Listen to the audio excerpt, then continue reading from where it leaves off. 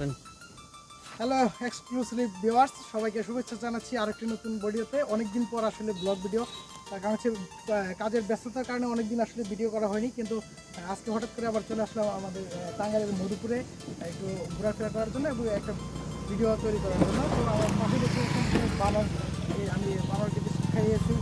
এটা কিন্তু মানে খুবই আক্রমণাত্মক একটা ভাব নিয়ে থাকে। তো বন্ধুরা, ভিডিওটি অবশ্যই প্লে করবেন শুরু থেকে শেষ পর্যন্ত এবং দেখতে থাকুন আজকের ভিডিওর। কথায় আছে যে বনেরা বনে সুন্দর, শিশুরা মাতৃ করে। ঠিক তেমনই আসলে বনেরা যখন বনে থাকে তখন সেই সৌন্দর্যটা কিন্তু আসলেই অন্যরকম হয়ে থাকে। তবে এখানে যে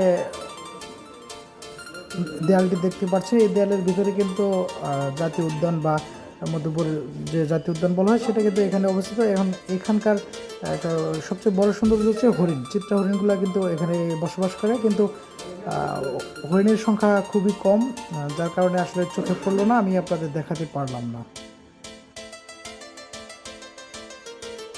দর্শক, দেখতে পাচ্ছেন আমার পিছনে যে বানরগুলো রয়েছে, এগুলো কিন্তু আমি একটু আগে বিস্কুট খাইয়েছি।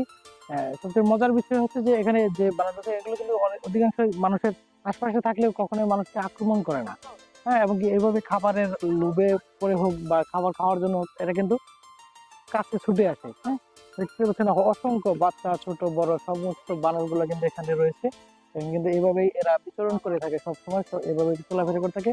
আর একটি কথা আপনাদের একটু জানিয়ে রাখি যে এখানে কিন্তু পাশে হরিণ প্রজনন একটা এরিয়া রয়েছে, যেখানে হরিণ আসলে বাণিজ্যিকভাবে বা সরকারিভাবে পালন করা হয়। আমরা কিন্তু সেদিকে একটু অগ্রসর হবো, অবশ্যই ভিডিওটা কন্টিনিউ করবেন।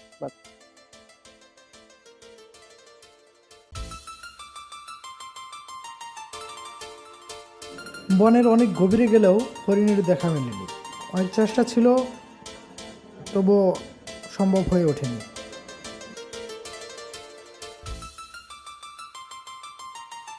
মধুপুর কিন্তু আসলে আনারসের জন্য বিখ্যাত, সেই সাথে গর্ত আছেই। তো এখানে দেখতে পাচ্ছেন অনেকগুলো আনারস এবং সেই সাথে এই যে ভারী ডিজাইনের যে বাঁশের সরঞ্জামগুলো থাকে সেগুলো কিন্তু এখানে রয়েছে। এবং এই যে ওয়াচ টাওয়ারটি দেখতে পাচ্ছেন, এটা কিন্তু 10তলা বিশিষ্ট একটি ওয়াচ টাওয়ার। এখানে উঠলে উপর থেকে অনেক কিছুই দেখা সম্ভব হয়ে ওঠে। তো আমরা এই মুহূর্তে ওয়াচ টাওয়ারের দিকে এগোচ্ছি এবং এখানে প্রবেশ করবেন।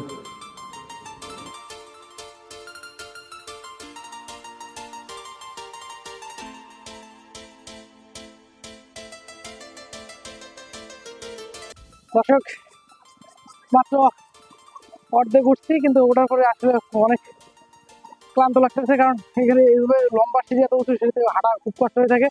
দেখতে পাচ্ছেন ওর মাত্র অর্ধেক উঠেছি, আর অর্ধেক ওঠার বাকি আছে। দেখি উঠতে থাকি কি অবস্থা।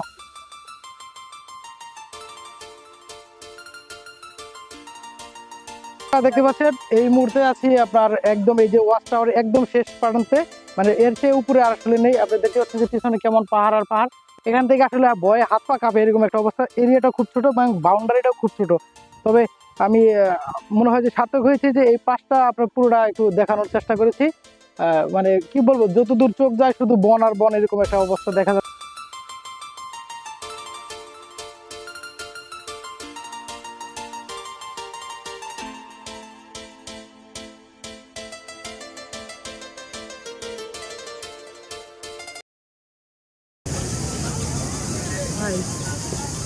কি বলবো, আসলে সারাদিন এই রোদ্রের মধ্যে ঘোরাঘুরি করে আমরা চাষাবাদিটা আসলে দুজনেই ক্লান্ত খুব। তারপরেও মনে হচ্ছে যে আনন্দটা আরও বেড়ে গেলো এখানে এসে। দেখতে তো পাচ্ছি কত মানুষের সমাগম, কত মানুষের তরকারি আয়োজন। আসলে খাওয়া দাওয়ার তেমন কোনো কিছু নাই, হালকা ঠান্ডা মান্ডা আছে। আর এই স্বাদের আমার পছন্দের খাবার ঝালমুড়ি। তো অসাম আসলে মনে হয় কয়েক ধরনের মিক্স করা হয়েছে, এই কারণে সত্যি ঝালমুড়িটাও অনেক মজাদার লাগছে আর কি। তো বন্ধুরা, ভিডিওটি কেমন লাগলো অবশ্যই দেখবেন। আর